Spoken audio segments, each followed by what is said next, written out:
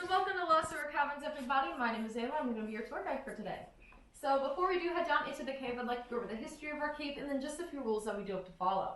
So our cave was found in 1883 during a limestone quarrying operation, which actually took place in our parking lot where it stands today.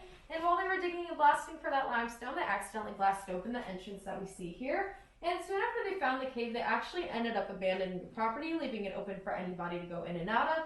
And since there were people down in the cave, there were also a few activities that were actually held down there. So in the late 1800s, it was used as a dance hall. During the Prohibition era, bootleggers would actually go down there to hide their moonshine, so we were hot spot back in the day.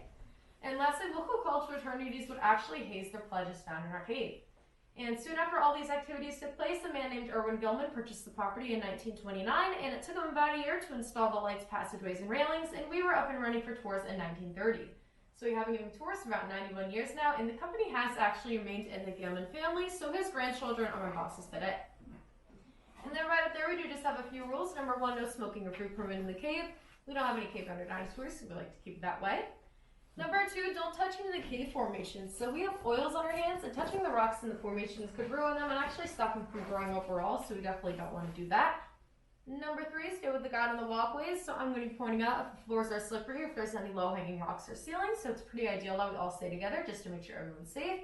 And number four, nothing is to be removed or defaced in any way. And that's going to be pretty hard to break if you aren't already following number two, because you can't really remove anything if you aren't touching it.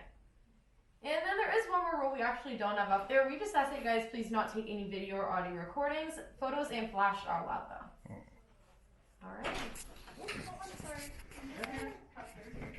Alright, so are there any questions before we head down into the cave?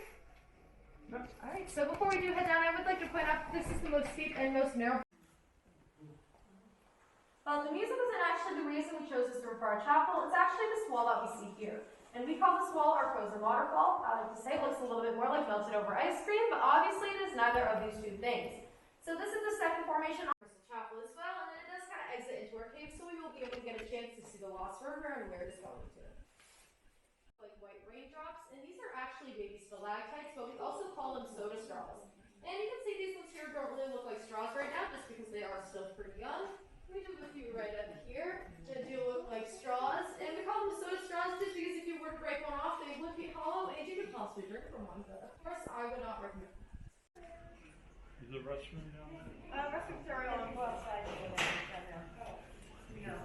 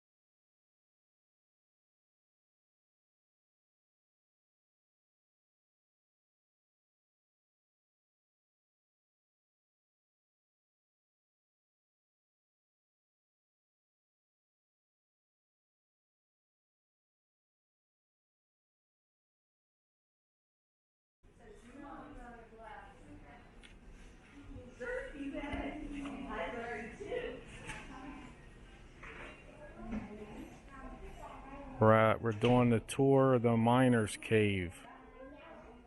It wasn't a miner's cave. I know, but I gotta enhance it. What cave? What cave is this we're at? Lost River Cavern.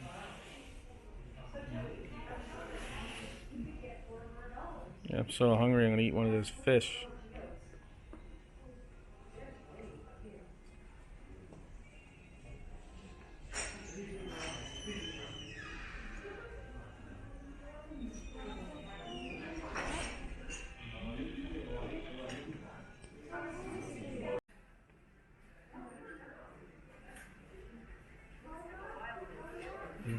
You learn?